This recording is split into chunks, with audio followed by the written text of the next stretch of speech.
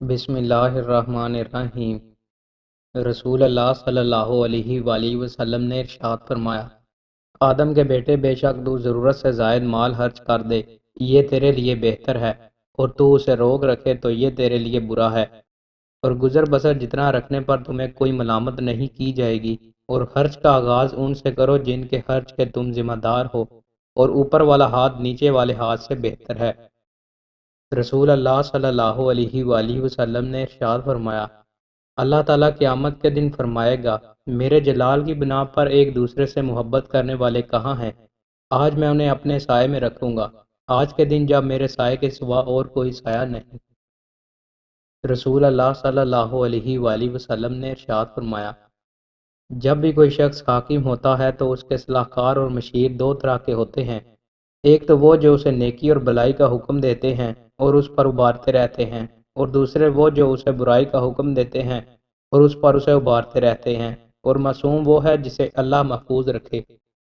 رسول اللہ صلی اللہ علیہ وآلہ وسلم نے ارشاد فرمایا، جو زہر پیے گا تو قیامت کے دن وہ زہر اس کے ہاتھ میں ہوگا اور اسے جہنم میں پیا کرے گا، اور ہمیشہ ہمیشہ اسی میں پڑا رہے گا، کبھی باہر نہ آ سکے گا۔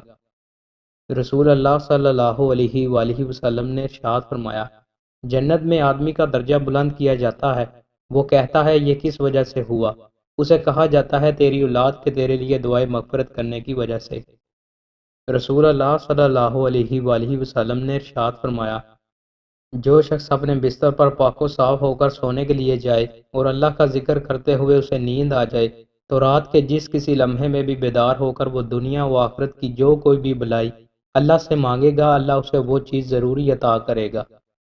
عورت اپنا لباس کتنا لٹکائے؟ ام المومنین سیدہ ام سلمہ رضی اللہ تعالی عنہا نے رسول اللہ صلی اللہ علیہ وآلہ وسلم سے پوچھا کہ خاتون اپنا لباس ٹخنوں سے کس قدر لمبا رکھے؟